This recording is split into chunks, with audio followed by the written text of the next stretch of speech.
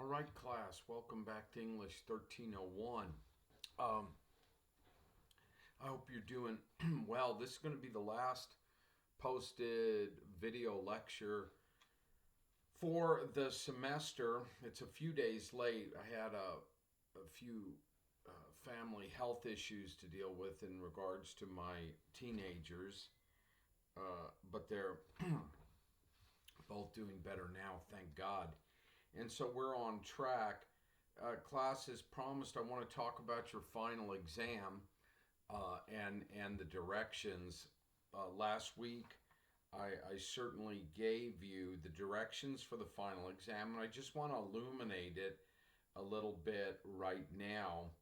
And then, class, in regards to grades this semester, due to the changes in the pandemic, it's going to end up being four major grades this semester. Your memoir will be worth in the revised schedule 25% of your grade. Your profile will be 25% of your grade. Your review will be 25% of your grade. And then your final exam will be 25% of your grade, okay?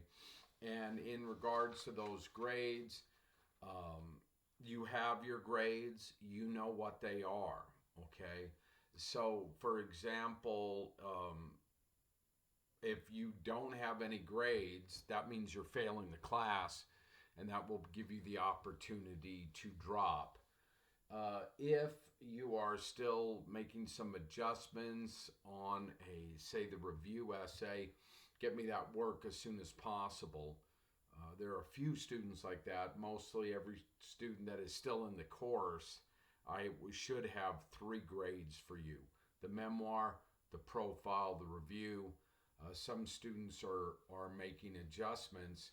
And remember, class, when you turn those in, now what I'm preferring them through, and certainly this will be the case for your final exam, please send it through Blackboard Messages.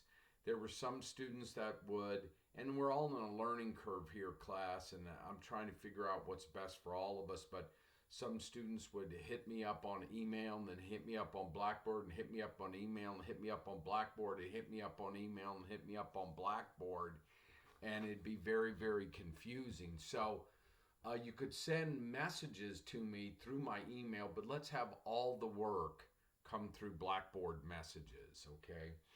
All the work through Blackboard Messages. And remember, if you say you're redoing a review essay, send me that Writing Center verification, the first draft, and then the final draft. There were some essays, of course, that I'm here to help students with, and I will kick them back from time to time to help students.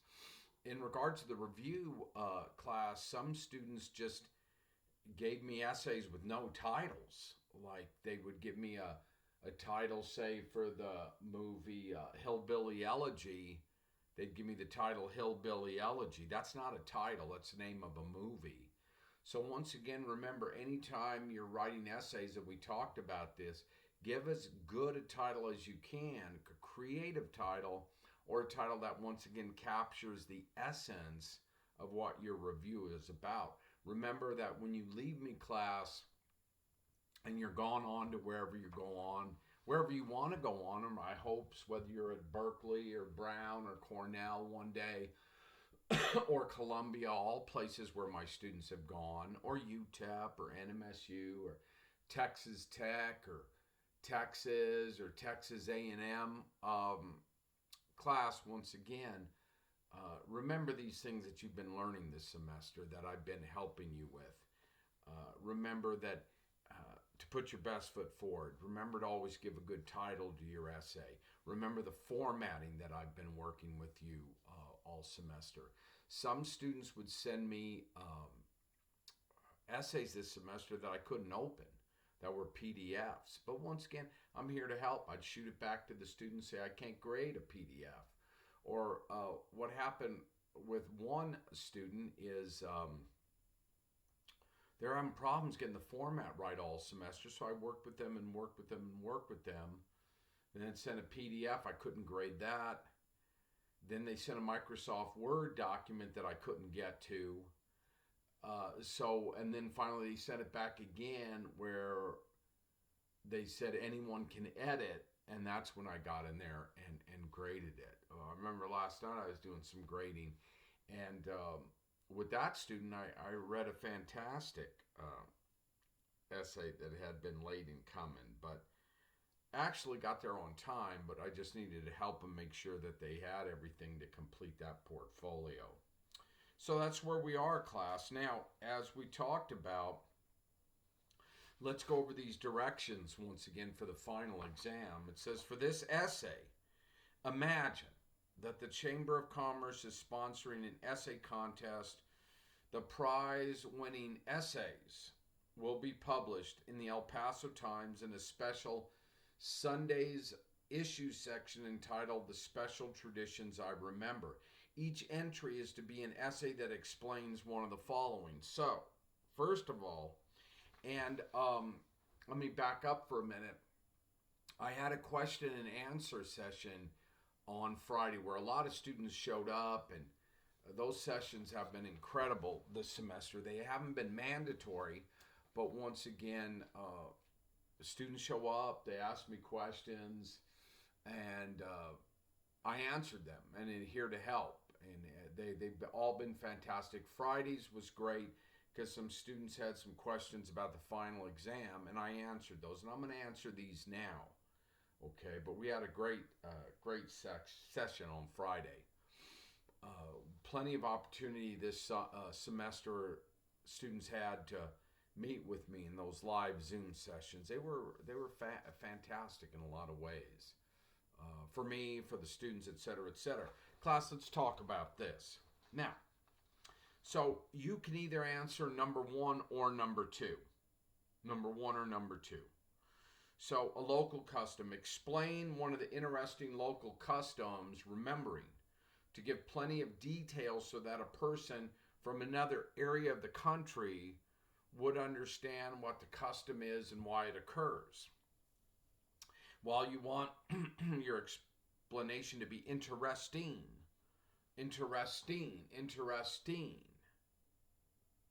you don't want the custom to seem silly, so be careful in choosing details as you explain. So what could be a local custom that you could write about? And think about this. Maybe you had a custom when you were younger, maybe even now, that you did the cruise. Where you took off with your friends, and on Friday night you did the cruise down Montana. Or maybe you cruised Dyer, or maybe you cruised Alameda, or maybe you cruised Mesa, or maybe you cruised Doniphan. Maybe you cruised Yarborough, maybe you cruised Lee Trevino, maybe you didn't cruise at all. But if you did, and that was a local custom that you were involved in, write about it. You could. And you write about it once again from your own heart and perspective of what you know. And then you give me an essay, 700 to 1,000 words. Okay, what else could be a good local custom? Maybe a local custom for you would be getting together on Sundays, the pre-COVID, and having a cookout and watching the Dallas Cowboys lose. All right, watching the Dallas Cowboys lose. Now, that could be a local custom, okay? And in that, you could talk about, if that's a family situation, who does what, who brings what, who cooks, maybe who brings the beer, who brings the side dishes, what roles did the different family members have. And class, that could be a local custom. Now, I'm a big Dallas Cowboys fan myself too, okay? And my son, who is a native Texan born here in El Paso, got me really into it. And once again, it's interesting this year that, and I've been saying this for a long time, Jerry Jones, the owner of the Cowboys, said finally it's taken him 25 years to admit that he screwed up decades ago because of ego, because of hubris, and fired Jimmy Johnson, you know. And so us Cowboys fans have had to endure decades of a team that are losers when they could have been winners. But that's all right, you know. I'm not here to grind that. And you may hate the Cowboys, and it doesn't make any difference. You know, they're my team, and I've had some fun with them. So you could write about that, a local custom. Maybe a local custom of going to Chico's Tacos. Maybe a local custom of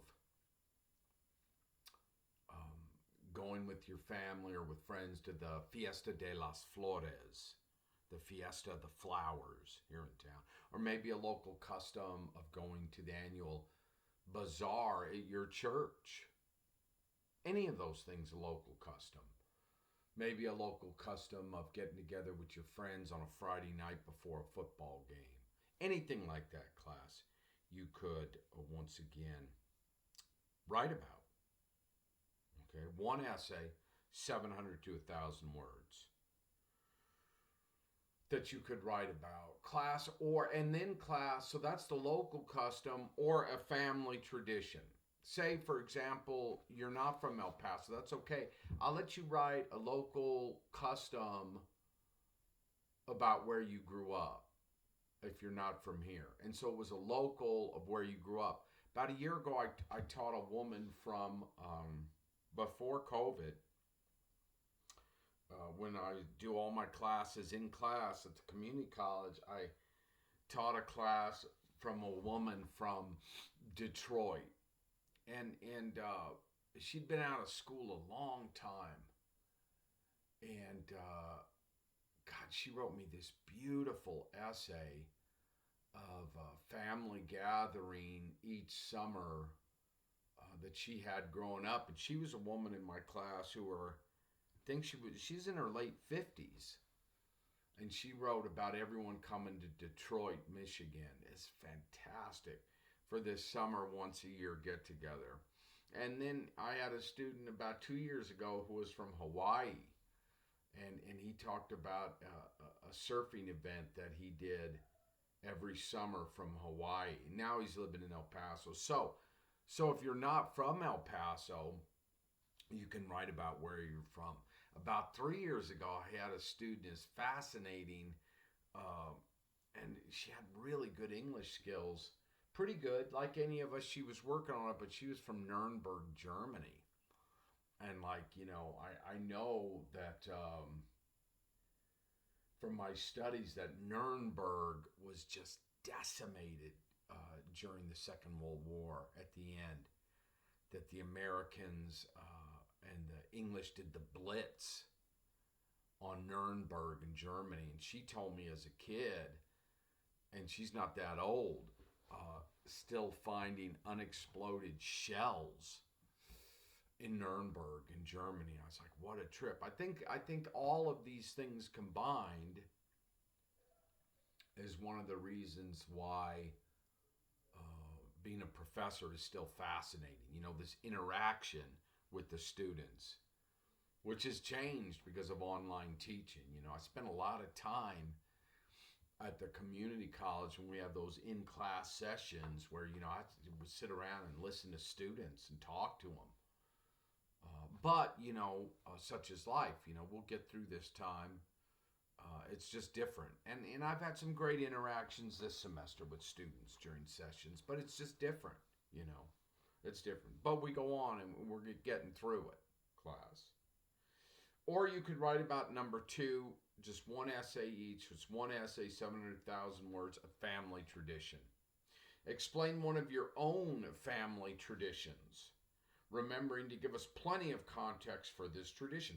On what occasions does it occur? Family tradition. Who participates and why?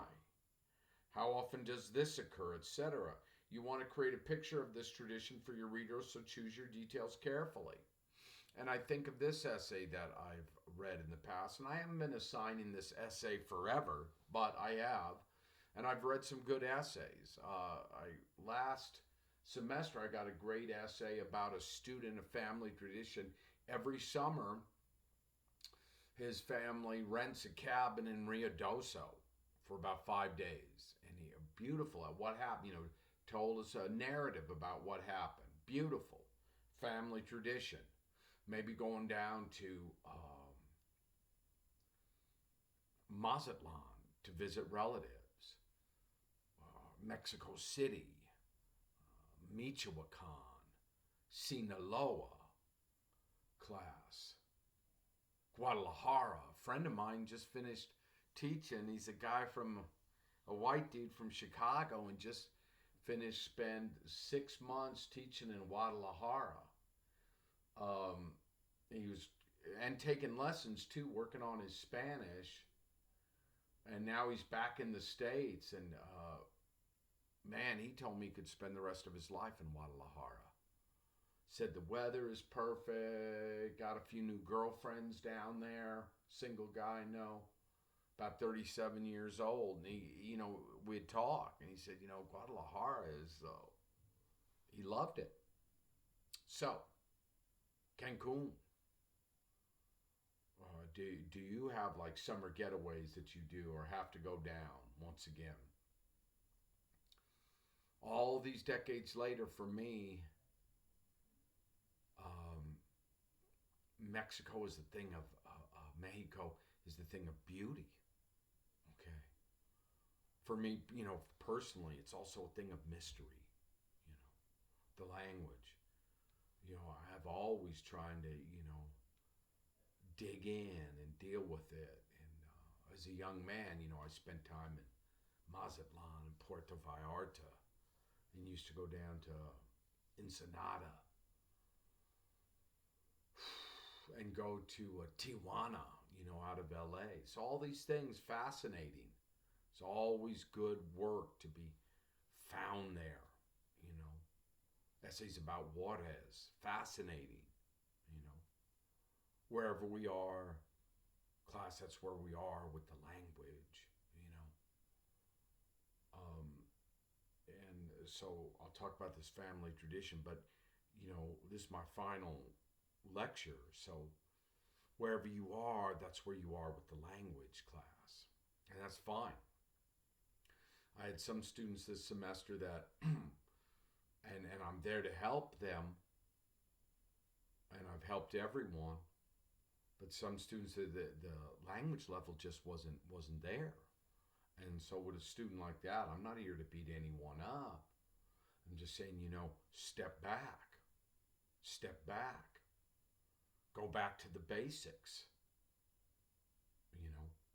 There's been some students that say, you're having problems with first grade grammar. Okay. Now, I could lie and put an A on your essay and send you on, and then you get out of college and someone will look at your work and like, wow, you graduated college? You can't even write, all right? Or you don't have the very basics of the English language down. That's no shame in that. It's just I can't push you on, class. Go back, the basics of grammar. The basics of simple sentence structure. I had one student this semester, he told me, Mr. Welsh, I'm still learning the language and really don't know grammar very well. And I was reading his paper, and I'm trying to help him. I said, get out of my class. All right? That's how I help him. I can look and see, and I'm not here to beat him up. I'm here to help. You do not have the skills to be in college level writing. This is college, university level writing. And he didn't have the skills of basic elementary school, middle school English. Now he may one day, but he needs help. And it's no shame in going back to the basics and learning them. because otherwise, it's problematic, right? Um,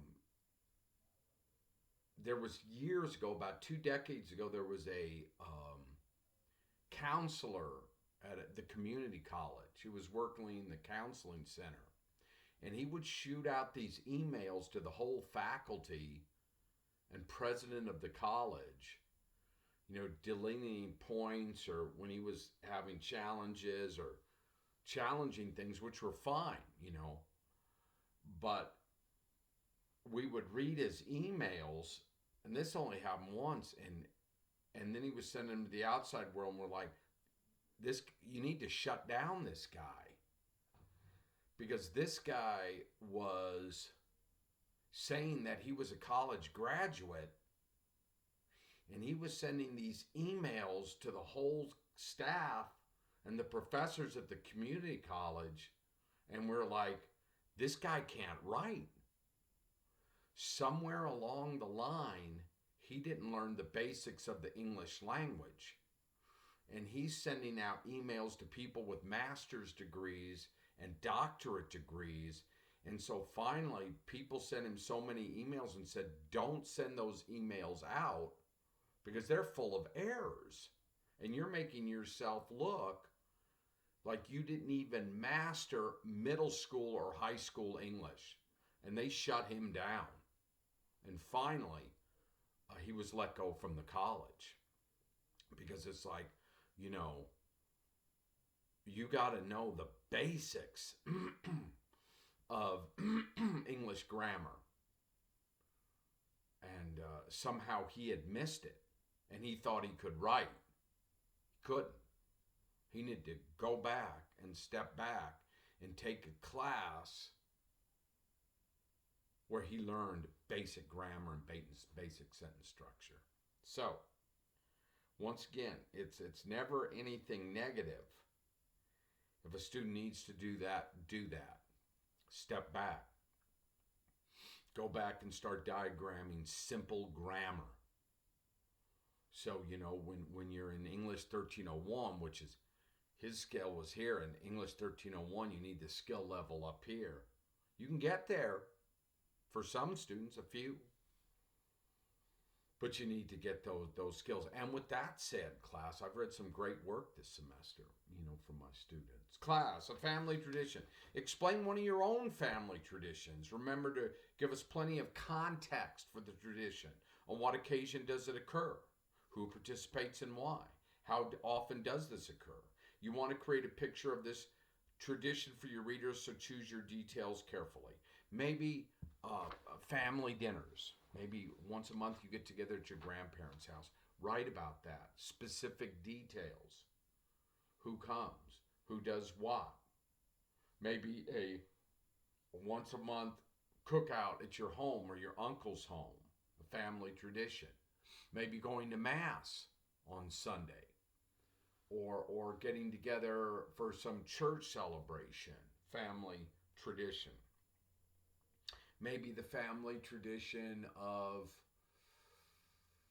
meeting all at Chico's Tacos once every couple of months. Maybe a family tradition of having a dance party once a month where everyone gets a chance to do the cumbia or the merengue or dance salsa. Or maybe family tradition of going to see the mariachis play. Maybe a family tradition of going fishing at Escarte Park. All these things, class. Maybe a family tradition of going to White Sands. So I think you have the idea, class, of what I want from you. Now, this is where I'm going to change it and make it simpler. Class, in each case above, you will need to investigate the tradition or custom in 2 stages. I'm going to have you only do it in 1 stage, class. You don't need to talk to anyone. If you have already, you can, but you don't need to. I want you to write just from your own perspective what you remember. Tell me about it, class. Tell me about it. In each case above, you will need to investigate the tradition. I only want you to do one stage. Accumulate as many details and memories as can. Class, here it says second, you'll want to collect extra information. You don't have to. You don't have to if you don't want to. I just want to know about what you know about. Family tradition, a local custom, giving us plenty of details and examples. Hit it and quit it. Hit it and quit it. 700 to 1,000 words essay. I'm going to grade it, as I mentioned here in a minute, how I'm going to grade it. And then that'll be it. So, class, let's go over this memo I sent you out, the final essay and the final exam, which you've all received and have plenty of time with. As noted last week, I've adjusted the syllabus due to the ongoing pandemic crisis in El Paso. So yeah, it's been a challenging time. I've been working with students, helping students, had some challenging times within my own family. But look at here. Some of us are going to make it through. In regards to the end of the semester, you'll be required to write one final essay. That's what we're talking about here. It will serve as your final exam. For this essay, you are not required to go to the Writing Center. Writing Center has helped a lot of people this semester. Some people says, yes, Ms. Well, helped me a lot. Some people say, well, once again, they didn't do everything for me. Remember, class, the Writing Center is here to guide you, but they can't do everything for you, okay? That's your job. Your job is to continue working with the language, just like that's my job, you know? I got to continue the journey, whether I have success, whether I have failure. Whether I publish a book, whether I don't publish a book, whether I win awards, whether I don't win awards, whether I get kicked up or kicked down to the gutter. My job, even as your professor and as a writer, is the same as yours. To continue with the language, to continue with writing. And that's the same, my same job with the Spanish language, man. The only way my Spanish is going to get better is I got to keep working with it. And I love it. But I need a lot of work.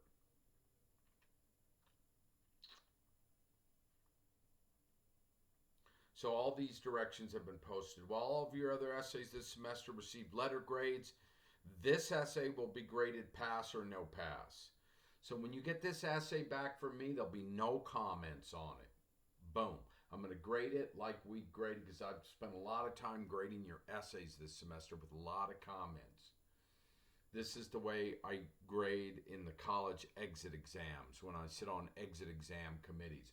We sit down, we read through it, pass or no pass. If it's pass, you put a pass on it, no comments. If it is a no passing essay, then I'll put comments justifying why it failed. All right?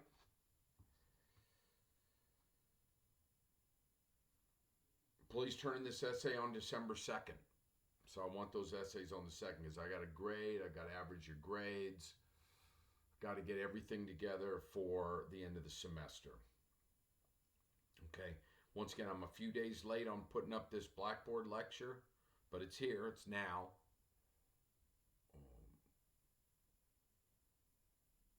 With some family issues, but you know, we're all right, thank God.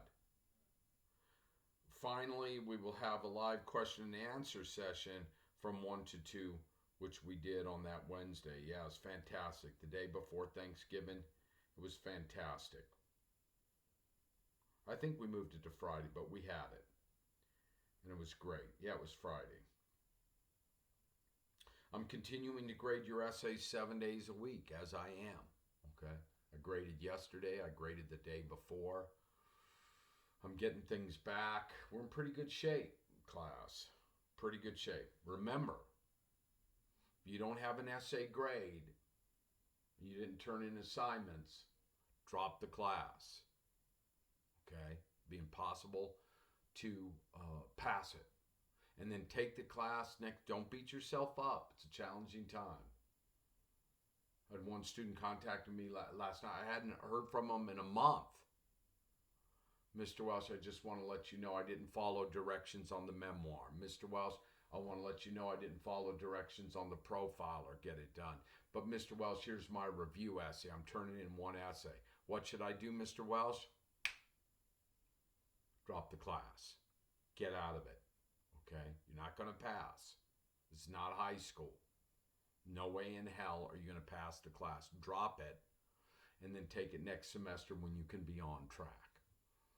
And once again, I'd sweet and kind to that person in my email back. I'm not here to beat anyone up. Class. Finally, and one more thing on emails. When you write a professor or write to me, once again, always remember how important emails are. They are not texts. When you send an email for the rest of your life to anyone, remember, it's like a letter. Even if it's short, look over it. Is my grammar straight? Is my punctuation straight? Is my sentence structure straight? Okay, this is all to help you. I'm not here to beat anyone up. Because once again, I've had some emails this semester. I'm like, whoa, wait a minute. Wait a minute. You're showing me that you can't write. Run-on sentences, proper nouns not capitalized, subject-verb agreements, and grammar. I'm like, Once again, no. Try and get it as clean as you can. Right? And then if you have someone who has this stuff down, have them look it over. And I'm telling, it's not just about me, class. It's the rest of your life. English 1301 is going to be over. And then you're going to go on. And hopefully, the hope is that someday you'll look back and say, hey, you know what? Mr. Welsh wasn't so bad of a guy. He helped me with some stuff. Like me or hate me, it doesn't make any difference. I'm here to help. And so you'll remember these things. Take your time with emails. Whenever you write your professors, when you leave me and you go to these places like Texas and Texas A&M and UTEP and NMSU, wherever you go, class. I've had a bunch of students at the University of New Mexico in Albuquerque that took 1301 with me. They come back. I see them on the streets. Hey, Mr. Welsh. It used to happen all the time before the pandemic. How are you doing? What happened after English 1301? I'm interested. What happened after English 1301? Where are you in your life? All sorts of things. Mr. Welsh, I'm a teacher now. Mr. Welsh, I'm an attorney now. Mr. Welsh, I'm a doctor now. Mr. Welsh, I run a maquiladora in Juarez. Mr. Welsh, I have my own insurance agency. Mr. Welsh, I'm a musician.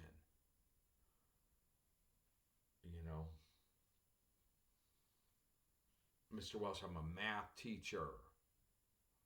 Mr. Welsh, I got my own business. I'm like, cool. In the old days, it used to be, give me an abrazo. Give you a abrazo and send you on. Happy. That fills my heart with joy. I want the best for my students. The best. Once again. Class.